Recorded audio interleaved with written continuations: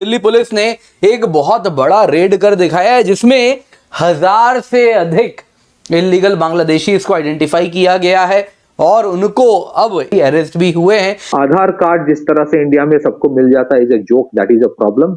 Demographic change is a huge square and therefore many of these places may face problems। Clearly समझाया जा रहा है, कहा जा रहा है, आदेश दिया गया है कि इल्लीगल बांग्लादेशीज को अरेस्ट करना है। भारत के ट्रैक रिकॉर्ड से तो शायद यही लगता है कि उसने तय कर रखा है कि हिंदुस्तान सिर्फ हिंदुओं के लिए है और मोदी जी और उनके इंतहा पसंद जो चेले हैं उनका मानना भी है कि हिंदुस्तान में रहना है तो फिर हिंदू बनकर आपको रहना होगा। आपने जाके जी घर जला दिया, बांग्लादेश की प्राइम मिनिस्टर को जगह भी किसी ने दिया, इंडिया वालों ने, पूरी दुनिया ने किसी ने उसको रखा नहीं है। तो मुझे नहीं लगता कि बांग्लादेश भाई कुछ भी कर सकेगा। बांग्लादेश पहले कदमों पे है, इन दी एंड बनेगा क्या, बांग्लादेश जाके इंडिया से माफी मांगेगा।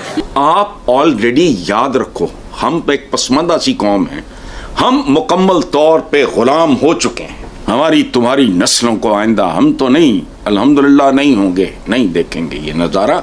गुलाम इब्ने गुलाम इब्ने गुलाम। जो नाजायज औलादें पैदा हुई पाकिस्तानी फौजियों के द्वारा, तो लाखों की संख्या में वॉर बेबीज पैदा हुए थे बांग्लादेश में।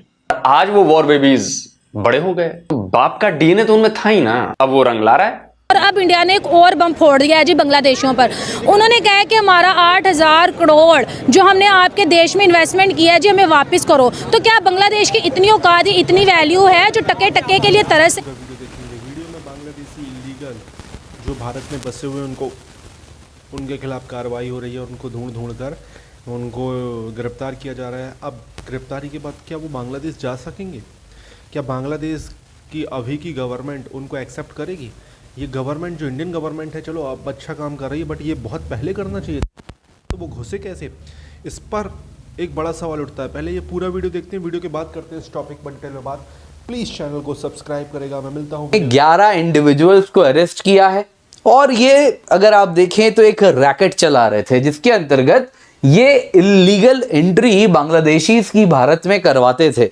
ये नकली डॉक्यूमेंट बनाते थे, नकली Aadhaar card, voter ID, birth certificate, सब कुछ ये बनाते थे। इतना ही नहीं, यहाँ पे जो अरेस्ट हुए हैं उसमें अगर आप देखें तो आधार ऑपरेटर्स भी हैं, टेक्नोलॉजी एक्सपर्ट्स भी हैं जो कि फेक वेबसाइट्स का इस्तेमाल करते थे नकली डॉक्यूमेंट्स बनाने के लिए। अब दोस्तों यहाँ पे अगर आप देखें तो इनका तरीका क्या था ऑपरेट करने का, आइए जरा आपको वो समझाते हैं।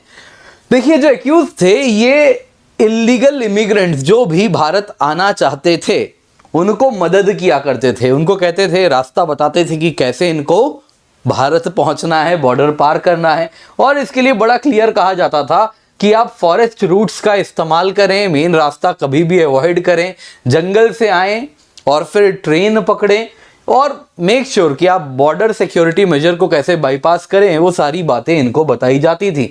इसके सिवा जैसे ही ये फॉरेस्ट पार करके मेनलैंड भारत में जैसे ही आते थे इनको नियरेस्ट टाउन में बुलाया जाता था और वहां पे एक व्यक्ति था जिसका नाम था सेंटो शेख।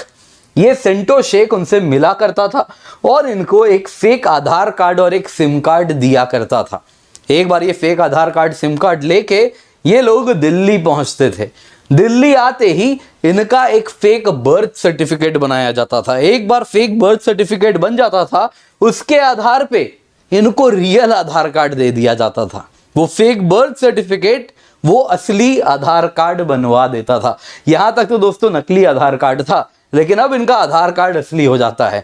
और इसके बाद अगर आप देखें तो ये पूरे भारत भर में जहाँ चाहें वहाँ चले जाते थे। कुछ बैंगलोर, तो कुछ अगर आप देखें हैदराबाद, कुछ गोवा, कुछ अहमदाबाद, अलग अलग शहरों में आपको देखने मिलते हैं। बाकी मुंबई, ठाणे, हर जगह आपको देखने मिलते थे। यहाँ पे आपको जानना होगा कि दिल्ली पुलिस ने एक वेबसाइट भी पकड़ा है जहाँ से ये पूरा का पूरा फेक बर्थ सर्टिफिकेट बनवाया जाता था। और बेबीज जो पैदा हुए थे ऑपरेशन सर्च लाइट में, बांग्लादेशियों बुरा मत मानना यार, बुरा मत मानना। जो नाजायज औलादें पैदा हुई पाकिस्तानी फौजियों के द्वारा, उनके हरम में जो बांग्लादेश की महिलाएं, लड़कियां थीं, और ये मैं कोई हवाई बात नहीं कर रहा हूं, मैं कोई वो मदरसा छाप इंफॉर्मेशन नहीं दे रहा हूं आपको। आप जाकर किताबें पढ़िए, आप जाकर खबरें पढ़िए, आप जाकर उस वक्त की चश्मदीदों की बातें सुनिए, डॉक्यूमेंट्रीज बनी है, इंटरनेशनल डॉक्यूमेंट्रीज बनी है। तो लाखों की संख्या में वॉर बेबीज पैदा हुए थे बांग्लादेश में। फौजी तो चले गए, लेकिन जो वॉर बेबीज थे ना, पाकिस्तानी फौजियों की जो औलादें बनी हुई, वो वॉर बेबीज पाकिस्तान में ही रह गए। और आज वो वॉर बेबीज बड़े हो गए, उनके बच्चे हो गए, संख्या बढ़ गई, आबादी बढ़ गई। तो बाप का डीएनए तो उनमें था ही ना। अब वो रंग ला रहा है, पाकिस्तान प्रेम उनका उमड़ रहा है। अब ये जो बाकी बांग्लादेश के लोग हैं जिन्होंने पाकिस्तान से लड़कर अपना देश हासिल किया, आजाद कराया, अब उनको सोचने की जरूरत है कि ये जो पाकिस्तानी फौजियों की, जनरल नियाजी की जो नाजायज औलादें हैं, वो आप पर राज करेंगी। नाजायज बच्चे जो हैं वो आपको गुलाम बनाकर रखेंगे। अब उनका राज होगा जिनसे आपने लड़ाई लड़ी।